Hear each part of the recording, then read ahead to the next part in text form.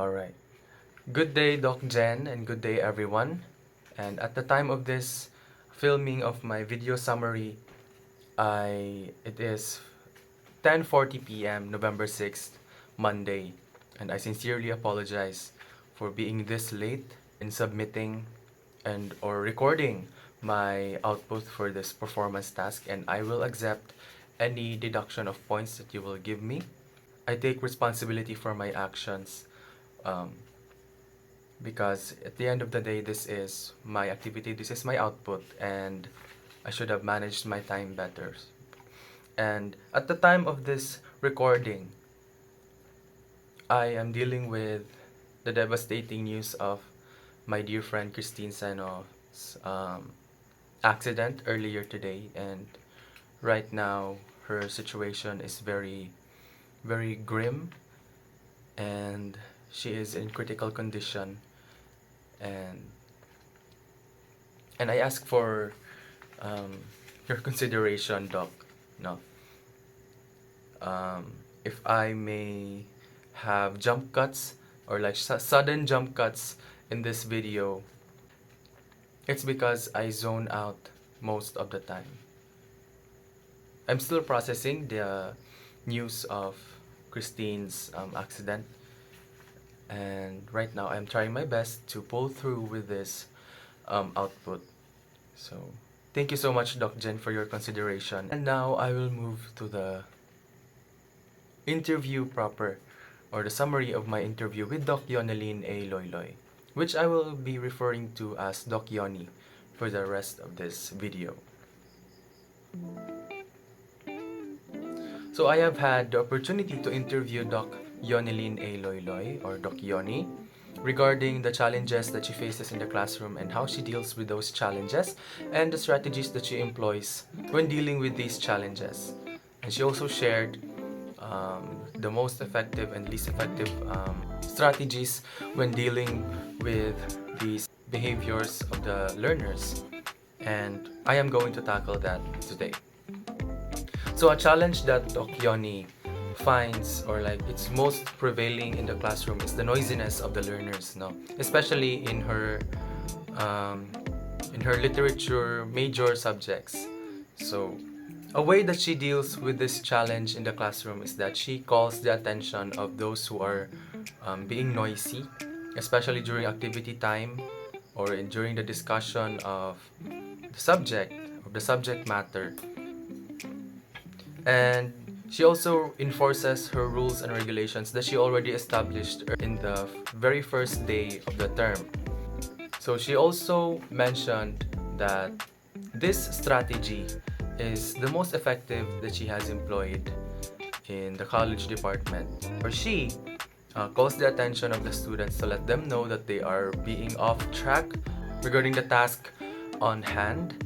And of course, she does it in a nice way that doesn't really impede or have a detrimental effect on the students' self-esteem and confidence. Because as we all know, our students carry a lot of baggage when they come to school. So when they are in the classroom, or when they are with their friends or with their classmates, the classroom acts like a second environment for them to be free to escape. And sometimes they get too comfortable with that during the discussion, and it then becomes a challenge for the teacher to impart their learning. And when there is too much noise, learning environment could become less inducive to learning. And so what Doc Yoni does is that she calls the attention of those talking, and she enforces her rules that she already established. And Dr. Yoni also noted that if this problem happens again in the future, she would do the strategy again. She would establish the rules very early on in the term, and if the students forget those rules, she would remind them of those rules, and she would pull the students' attention and focus back on track and back onto the topic at hand, or the topic that they are discussing at the moment.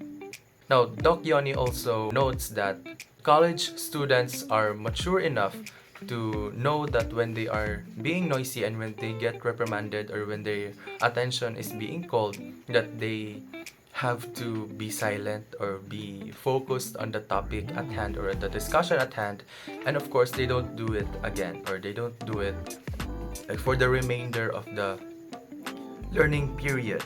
Doc Yoni also noted that teaching college students and basic education students are very different now, since college students are more mature, and with basic education students we really have to be firm with our rules and regulations, and we need to have even more creative ways to capture and realign our students' attention and focus back to the subject at hand to make the learning environment more conducive to learning again.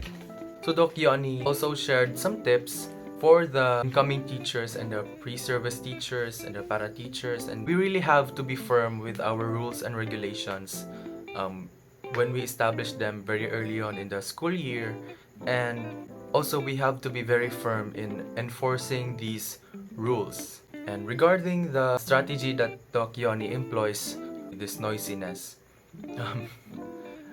I became an example because I am very distractible when I'm in class. Dr. Yoni just looks at me and I get reminded that, oh, we are doing a class, we are in class, and I have to I have to zip it, and I have to listen. So I guess that is it for this video summary for my interview with Doc Yonilyn Loyloy. And if you guys are interested in watching more videos from me or from this channel, you can just subscribe and like and leave your comments, and I will see you guys again soon.